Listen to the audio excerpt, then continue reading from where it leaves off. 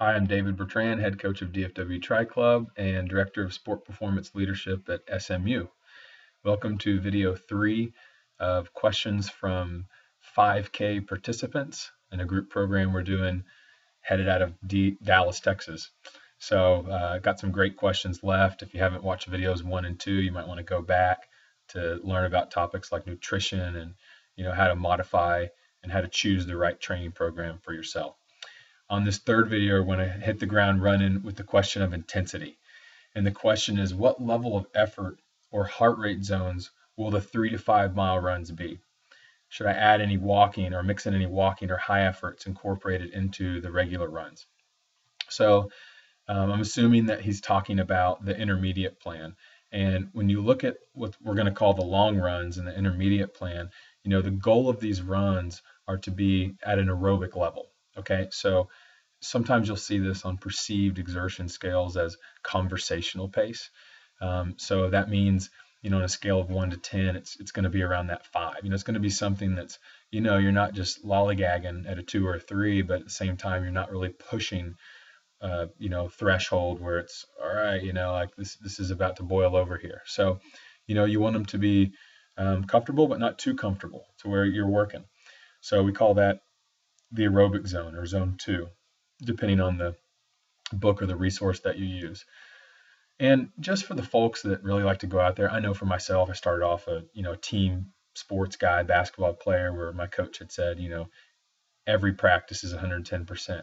If you take that attitude into your running, walking, jogging training program, you're not going to last. I can tell you that right now. Or if you last this 8 weeks, you might last a year or even 2, but that's just not how it works. Every workout doesn't have to be hard, where it's just, if you don't feel blitzed at the end of it, you didn't do something right.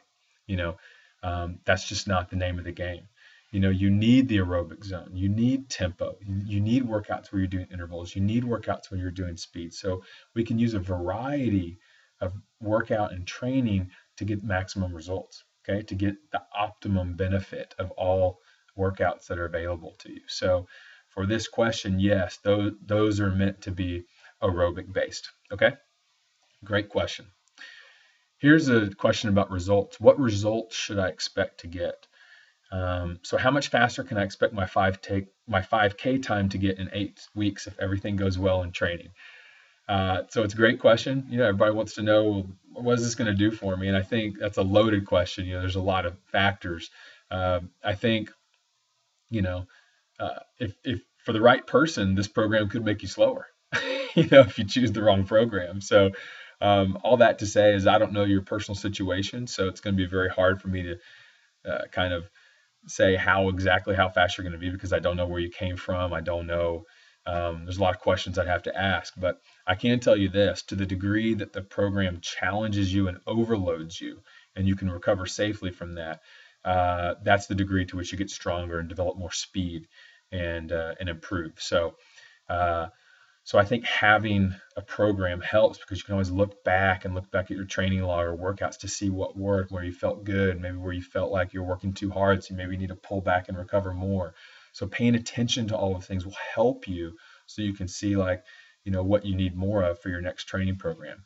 But I'm committed that it makes you faster. But there's some more questions you're going to want to ask so that you can perceive, how much faster it's going to make you. So it's a great question. Next is running gadgets. Do you use a metro timer of any kind when you run? Or I'm assuming this is some sort of like run cadence monitor. No, I don't, but they can be useful tools. So I don't think it's something that you need for the program, but it can be something that's a useful metric for the right scenario. So another good question. Now let's kind of transition over to injury prevention. What do you do to stay on the plan when an injury strikes, such as plantar fasciitis?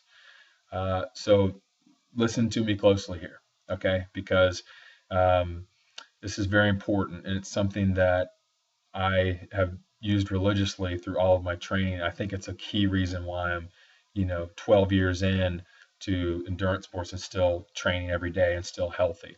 And it's because I don't try to go it alone, okay? I pull in my performance team. In other words, I have somebody that I can go to for when my plantar fascia starts to hurt or it starts to, feel like tweaky.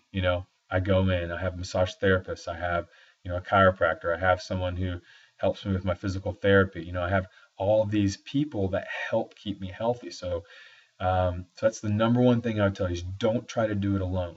Also, if you have to in the training program take an alternative to running, then do it. It's no big deal. There's so many great alternatives. Today I did the AMT elliptical machine. Okay, you can do the regular elliptical. You can do water running. There's a lot of variations of aerobic activity that you can do for while you're trying to heal up something like a plantar fasciitis. So if you currently don't have anyone in your performance team that's helping you learn more about your body to help effectuate change, a faster healing, then you're behind the 8 ball. Okay, so if you live in the Dallas-Fort Worth area, I'm happy to make some suggestions there. And if not, then you want to start to network around to say, all right, who works with active lifestyle folks that can help me stay healthy? Okay, so that's what you do to stay on plan, is don't try to do it yourself. Along these same lines too, she says, in the past I've gotten shin splints. What's the best way to avoid them? So I think the best place to look is, if you say you got them in the past, is let's look at the program that you did that led to shin splints. Did you ramp up too quickly? Did you have the right, shoes to start with? How does your running form look? So there's some key areas that we can look at so that we can make sure that doesn't happen again. I usually like to boil this down to two things. If you're starting to feel some pain and hurting again, we can increase the treatment that you're getting. In other words, we need to recover because you're not recovering. So if you're going to challenge your muscles and not recover, and then put more strain and damage on them without recovering, then things are going to hurt. It's going to start to snowball. So you can increase your treatment, or you can modify the training load to be more conservative, or a combination of the two, so that you're set up for success. Okay, so shin splints in general are going to be that there's a lot of load right there in that part of your body that's taking on all the running, whereas before it wasn't getting any load, so it's just not having enough time to absorb the training. And something's going to give you the feedback to know that, hey, this is too much. Okay, so the good news is there's things you can be doing along the way through how to answer the question before in your performance team, so we can say, hey, we need to be icing this area. Hey, why don't we substitute one of the runs this week with an elliptical to take off the load? There's all sorts of strategies you can do to alleviate the pain, but to keep you in the game. Okay, and that's the key is let's keep you moving. Let's get you on the bicycle. Let's keep your aerobic capacity up, so that maybe you just need an extra week or two off your feet from the running, and then you're able to jump right back in because your body needed more recovery. Okay, so great questions on injury prevention there.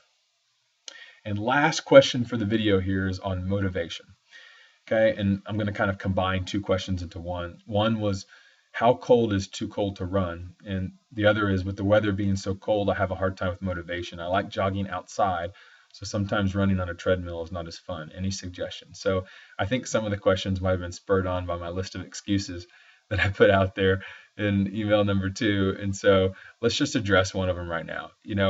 I think, just to keep it simple, you have two choices, okay, when it's cold. You can gear up, or you can suck it up, So notice there wasn't an option to not do the workout, So if you're not going to go outside and get it done, you got to have the right gear.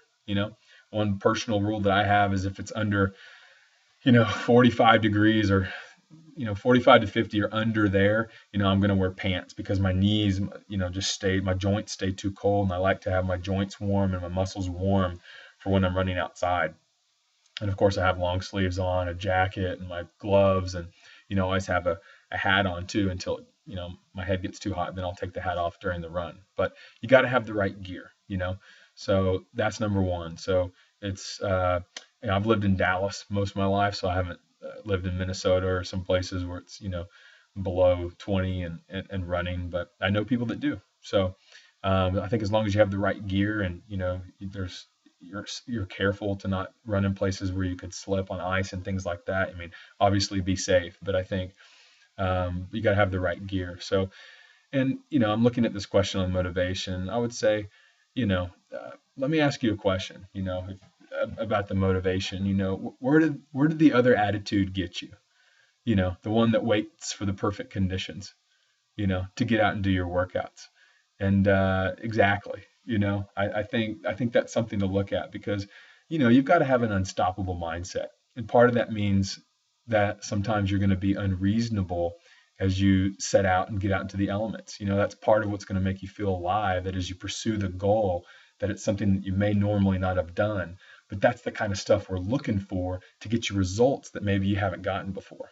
So I would encourage you to use the weather not as an excuse, but as a reason to do it anyways, because you being able to do that is just going to help you develop the mentality that it takes to stay consistent, so that you can actually see, once you get the results, you're just going to feel kind of really alive in it. So uh, thank you guys so much for the questions, and happy training out there. I'll look forward to seeing you soon. Thanks.